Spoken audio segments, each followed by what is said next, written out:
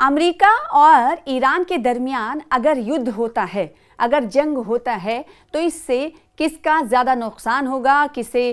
زیادہ فائدہ ہوگا؟ اس سرگرمی کے بیچ اور اس سوالوں کے بیچ ایک خبر یہ ہے کہ ایران کے خلاف ٹرمپ کے سامنے 3 راستے ہیں۔ وہ راستے کون سے ہیں اور یہ راستے کیا کسی فیصلے کی طرف لے جائیں گے؟ فیصلہ کس طرف جائے گا؟ یہ سوال اٹھ رہا ہے۔ واشنگٹن اور تہران کے درمیان کشیدگی میں اضافے کے ساتھ اور مشرق وسطیٰ میں امریکی فوج کی بڑی تعداد میں تعیناتی کے بعد، جس سے ایران پر ممکنہ حملوں کی صلاحیت پیدا ہو گئی ہے، امریکی حکام نے انکشاف کیا ہے کہ صدر ٹرمپ کے سامنے کئی اہم آپشنز رکھے جا چکے ہیں جن پر وہ حتمی فیصلہ کریں گے۔ امریکی جنگی جہازوں اور طیاروں کی خطے میں بڑھتی ہوئی موجودگی کے تناظر میں انتظامیہ کے باخبر ذرائع کا کہنا ہے کہ اس بات پر غور کیا جا رہا ہے کہ کسی بھی ممکنہ کارروائی کا بنیادی ہدف ایران کا جوہری پروگرام ہو، بیلسٹک میزائلوں کا ذخیرہ نشانہ بنایا جائے، حکومتی نظام کو کمزور یا عدم استحکام کا شکار کیا جائے، یا پھر ان تینوں اہداف کا کوئی مجموعہ اختیار کیا جائے۔ یہ بات ہفتے کے روز شائع ہونے والی رپورٹ میں امریکی اخبار وال اسٹریٹ جرنل میں نقل کی گئی۔ تہران کو جھکنے پر مجبور کرنا، دیکھیں 3 راستے ہیں، 3 راستوں کی بات کہی گئی ہے کہ اگر جنگ ہوتی ہے تو، اور یا پھر موجودہ جو صورتحال ہے اس میں 3 راستے اگر امریکہ کے پاس ہونے چاہیے تو وہ 3 راستے کون سے ہونے چاہیے؟ پہلا، تہران کو جھکنے پر مجبور کرنا۔ امریکی حکام نے وضاحت کی ہے کہ ٹرمپ نے اپنے معاونین سے ایسے تیز اور فیصلہ کن فوجی آپشنز طلب کیے ہیں جو امریکہ کو مشرق وسطیٰ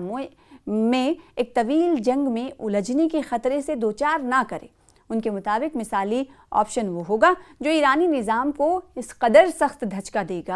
دے کہ اس کے پاس امریکی جوہری مطالبات ماننے اور اپوزیشن پر دباؤ ختم کرنے کے سوا کوئی راستہ نہ بچے۔ اس کے ساتھ ہی حکام نے اندیا دیا کہ ایک ایسی تعزیری بمباری مہم پر بھی بات چیت ہو رہی ہے جو ایرانی حکومت کے خاتمے کا سبب بن سکتی ہے۔ اور دوسرا، ٹرمپ دانستہ طور پر ابہام برقرار رکھے ہوئے ہیں۔ ذرائع کے مطابق ٹرمپ اور ان کی ٹیم نے اس امکان پر بھی غور کیا ہے کہ فوجی طاقت کے استعمال کی دھمکی دے کر ایران سے سفارتی رعایتیں حاصل کی جائیں۔ تاہم امریکی انتظامیہ کے ایک اعلیٰ عہدیدار نے بتایا ہے کہ اگر ٹرمپ بارہا یہ کہہ چکے ہیں کہ ایران کو جوہری ہتھیار حاصل کرنے کی اجازت نہیں دی جا سکتی، لیکن اس کے باوجود وہ اپنے اسٹریٹجک اہداف اور فوجی سوچ کو دانستہ طور پر مہم میں رکھے ہوئے ہیں۔ واشنگٹن اور تہران کے درمیان کشیدگی میں اضافے کے ساتھ مشرق وسطیٰ میں امریکی فوج کی بڑی تعداد میں تعیناتی کے بعد، جس سے ایران پر ممکنہ حملوں کی صلاحیت پیدا ہو گئی ہے، امریکی حکام نے انکشاف کیا ہے کہ صدر ڈونلڈ ٹرمپ کے سامنے کئی اہم آپشنز رکھے ہیں۔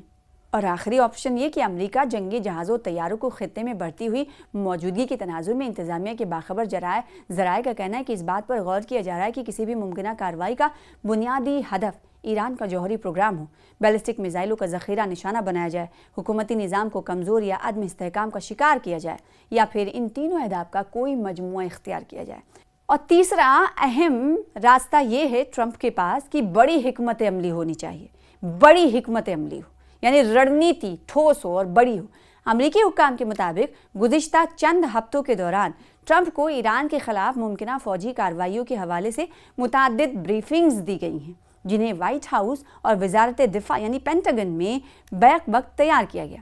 ان میں ایک آپشن وہ ہے جسے بڑی حکمت عملی کہا جاتا ہے، جس کی ہم بات کر رہے ہیں، جس کے تحت ایرانی نظام اور پاسداران انقلاب سے منسلک تنصیبات پر وسیع پیمانے پر بمباری کی جا سکتی ہے۔ دیگر آپشنز میں نسبتاً محدود نوعیت کی کارروائیاں بھی شامل ہیں، جن کے ذریعے نظام کے علامتی تنصیبات کو نشانہ بنایا جائے۔ اگر تہران ٹرمپ کو مطمئن کرنے والے کسی معاہدے پر آمادہ نہ ہوں تو حملوں میں اضافے کی گنجائش برقرار رکھی جائے۔ جہاں تک ایرانی سپریم لیڈر علی خامنئی کو نشانہ بنانے کا تعلق ہے، جیسا کہ وینزویلا کے صدر نکولس مادورو کے خلاف کی گئی کارروائی، تو حکام کے مطابق ایران میں یہ عمل کہیں زیادہ مشکل ہے، کیونکہ وہاں قیادت کے تحفظ کے لیے سخت سیکیورٹی انتظامات ہیں اور دارالحکومت ساحلی علاقوں سے کہیں اندر واقع ہے۔ امریکی عہدیداروں نے اس بات پر بھی زور دیا ہے کہ اگر خامنئی کو ہٹا بھی دیا جائے تو اس بات کی کوئی ضمانت نہیں کہ ان کے بعد آنے والی حکومت امریکہ کے لیے زیادہ دوستانہ ہوگی۔ بعض حکام کا خیال ہے کہ اس صورت میں پاسداران انقلاب کا کوئی اعلیٰ کمانڈر اقتدار سنبھال سکتا ہے،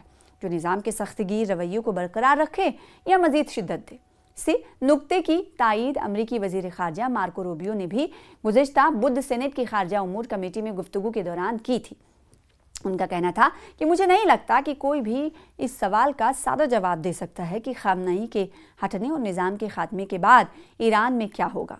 यूँ आलमी, इलाक़ाई और बैनुल-अक़वामी सतह पर शदीद तशवीश और बेचैनी के आलम में दुनिया इस फैसले की मुंतज़िर है जो ट्रंप इस मोहलत के ख़ात्मे के बाद कर सकते हैं, जिसकी मुद्दत के बारे में खुद ट्रंप के बकौल सिर्फ ईरानी हुक्काम ही आगाह हैं।